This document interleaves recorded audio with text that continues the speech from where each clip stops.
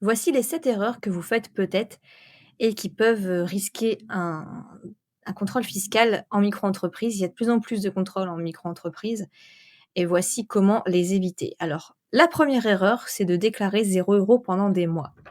C'est-à-dire que tu encaisses des paiements, tu travailles, tu publies sur les réseaux sociaux. Tu vois, il y a certains petits indices qui montrent que tu gagnes quand même de l'argent, mais tu déclares 0 € tous les trimestres. Alors, à savoir une chose aussi, si tu déclares 0 € pendant 2 ans, tu es radié automatiquement. Donc faire bien attention à ça parce que ça peut susciter des questions où, l'Urssaf se dit quand même en 2 ans, la personne elle a pas gagné au moins un seul euro, c'est bizarre. Elle veut échapper, aux cotisations de l'Urssaf, donc on va faire un petit contrôle. Donc évitez, vraiment, évitez ça. Ensuite, 2e chose, déclarer un chiffre d'affaires incohérent. Donc, c'est-à-dire que 1er trimestre 200 €, ensuite 300 €, ensuite 250 € et d'un seul coup, hop, 25 000. 25 000 d'un coup. Du coup, l'Urssaf se dit: «C'est bizarre, ça sort d'où ça?» Ça peut vraiment attirer leur attention. Alors, les variations, c'est pas vraiment un problème et quand c'est une variation trop, trop importante, ils peuvent se dire, «C'est louche». C'est louche parce que passer de quasiment rien à énormément, c'est bizarre. Alors peut-être qu'une fois ça peut passer, mais plusieurs fois ça peut être bizarre. Ensuite, 3e erreur, encaisser sur un compte perso sans suivi. Alors c'est pas interdit sous certains seuils, c'est-à-dire que vous avez le droit d'avoir un compte perso et d'avoir tout là-dessus si vous faites moins de 10 000 € par an pendant, moins de 2 ans. Par contre, si vous faites du coup plus de 10 000 € par an sur au moins 2 ans, là vous êtes obligé d'avoir un compte pro. Alors, pour un compte, pro, vous n'êtes pas obligé de payer. Je vais vous montrer tout de suite un compte pro français gratuit pour avoir votre IBAN français et votre carte physique. Alors pour le compte pro, vous voyez, c'est un compte pro gratuit dédié aux indépendants, l'ouverture de compte en 10 minutes, le prélèvement et virement SEPA en illimité, l'IBAN français, la carte, gratuit sans frais cachés. Donc voilà, ça ressemble à ça, vous avez votre petite application, ils sont très, très bien notés et puis voilà, un compte pro gratuit, c'est rare, hein. La plupart des banques vont vous proposer un compte pro mais payant. Donc là, au moins, vous avez, tout ce qu'il faut. Et en plus, si vous avez votre logiciel de facturation électronique avec Indie et en plus votre compte pro gratuit, comme ça, tout est centralisé sur l'application. C'est plus simple pour vous. Donc pareil, je vous mettrai le lien juste en dessous. 4e erreur, d'oublier régulièrement, bien sûr, de déclarer son Urssaf.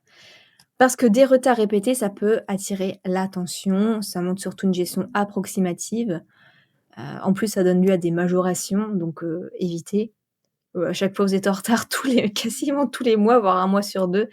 Là, ça peut donner des contrôles possibles parce qu'ils se disent en gros, si, la personne, elle a autant de retard, peut-être qu'elle gère mal sa micro-entreprise et peut-être elle déclare pas tout, que voilà, elle est un petit peu tête en l'air ou elle le fait un peu exprès, c'est un peu bizarre.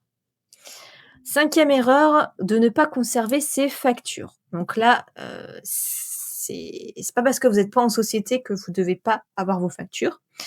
Parce que c'est vrai que le jour où vous avez un contrôle, il faut être capable de tout prouver.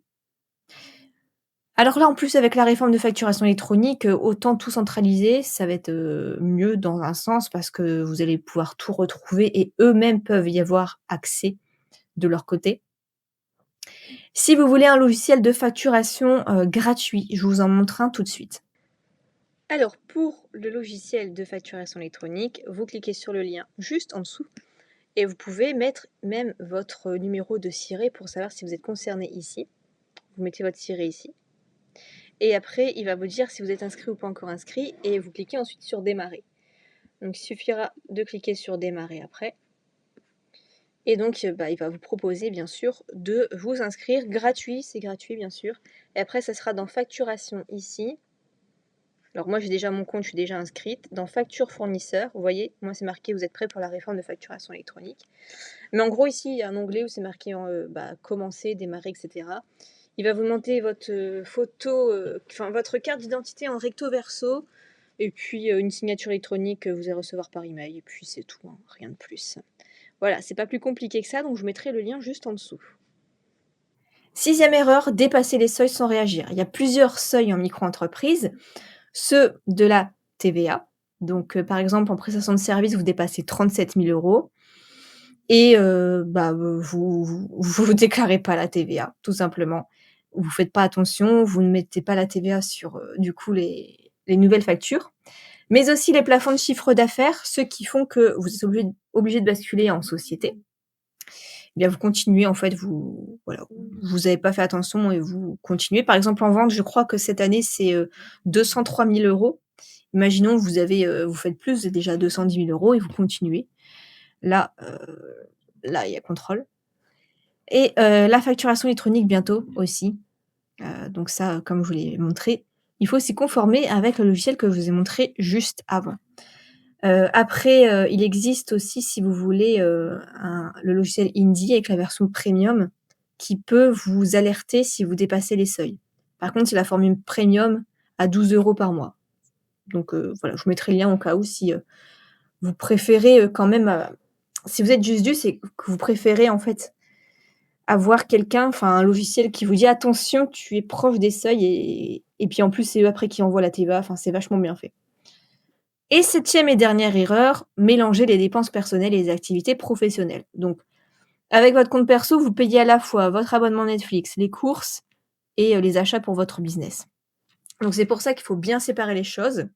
C'est bien d'avoir un compte, pro comme je vous l'ai montré avec Indy et d'un côté, votre compte, business. Enfin votre compte perso pour les courses. Voilà, chaque dépense pro doit avoir un lien direct avec votre activité et de toute façon sur le compte, pro, vous allez prendre votre salaire et le mettre sur le compte, du business. Voilà, si vous avez des questions, n'hésitez pas et je vous mettrai toutes les ressources juste en dessous.